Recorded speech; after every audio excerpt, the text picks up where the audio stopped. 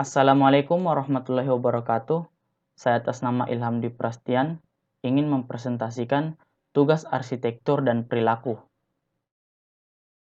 Yang pertama saya akan membahas tentang behaviorisme. Behaviorisme merupakan suatu aliran yang mempelajari tentang perilaku manusia.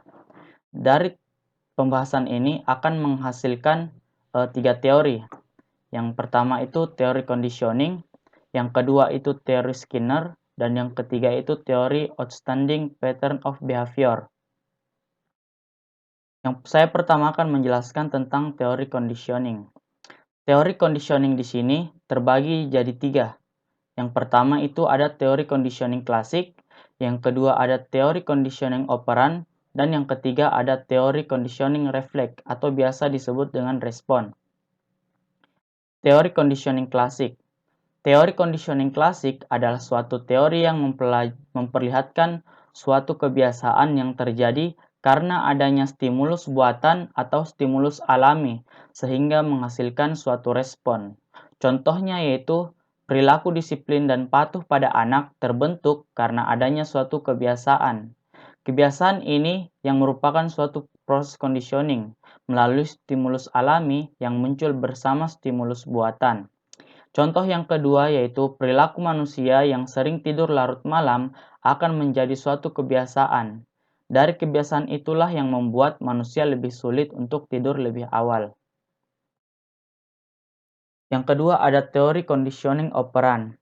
Teori conditioning operan yang menjelaskan bagaimana seseorang belajar perilaku baru atau mengubah perilaku yang telah ada. Yang pertama, tingkah laku adalah suatu yang dikatakan berupa tindakan yang bisa diukur, dinilai, dan diperhatikan. Tingkah laku ini terletak di antara dua pengaruh, yaitu pengaruh yang mendahuluinya atau biasa disebut dengan antecedent dan pengaruh yang mengikutinya atau consequence. Dengan demikian, tingkah laku sebenarnya dapat diubah dengan cara mengubah antecedent, konsekuensi, atau bahkan kedua-duanya. Contoh dari tingkah laku conditioning operan. Kecanduan seseorang terhadap narkotika. Saya mengambil perilaku negatif. Terdapat 2 cara untuk menghilangkan perilaku ini, yaitu mengatasi dan menghindari. Yang pertama, mengatasi. Menghilangkan stimulus yang tidak mengenakan, atau biasa proses ini dinamakan rehabilitasi bagi pengguna narkotika. Tujuannya adalah untuk menghilangkan secara penuh mental pecandu agar bisa hidup secara normal di lingkungan sosial. Menghilangkan stimulus yang tidak mengenakan terhadap segala sesuatu yang berhubungan dengan narkotika. Cara kedua ada dengan cara menghindari, yang artinya orang tersebut belum terkena candu terhadap narkotika. Menghindari akibat yang tidak menyenangkan, menjauhi pergaulan yang dapat menjerumuskan seseorang terhadap kecanduan narkotika.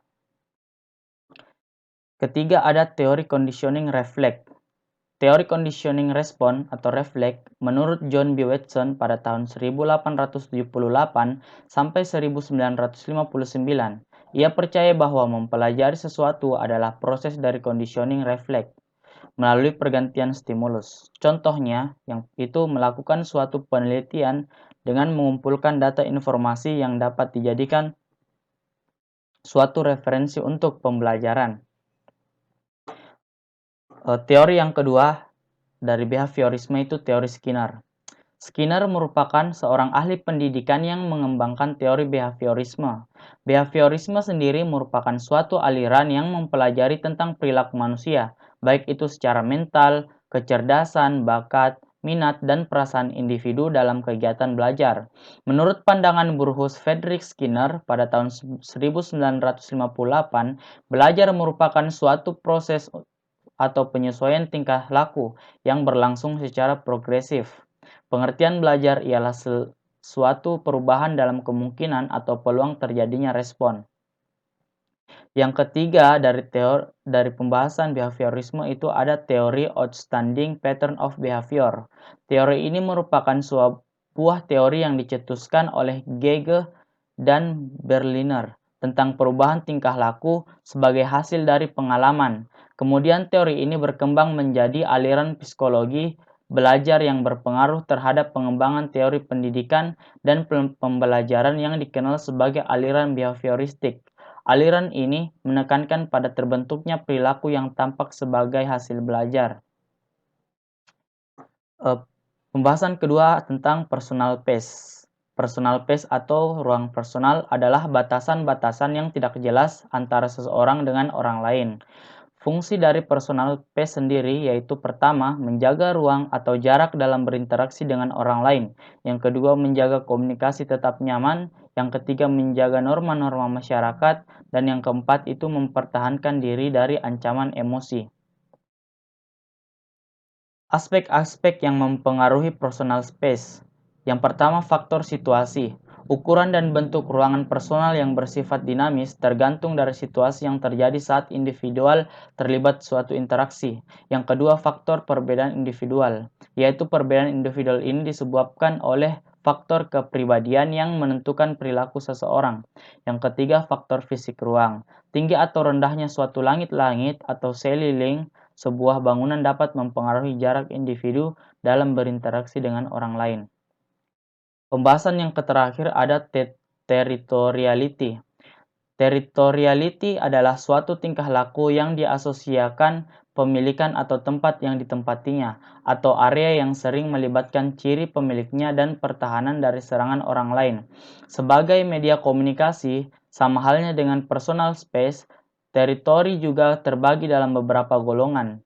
Penggolongan yang diajukan oleh Altman adalah yang pertama, teritori primer, yaitu tempat-tempat yang sangat pribadi. Yang kedua, teritori sekunder, yaitu tempat-tempat yang dimiliki bersama oleh sejumlah orang yang sudah cukup saling mengenal. Yang ketiga, teritori publik, yaitu tempat-tempat terbuka untuk umum. Sekian penjelasan dari saya, presentasi dari saya. Mohon maaf bila ada yang kekurangan, dan saya kiranya wabillahi taufiq wal hidayah. Wassalamualaikum warahmatullahi wabarakatuh.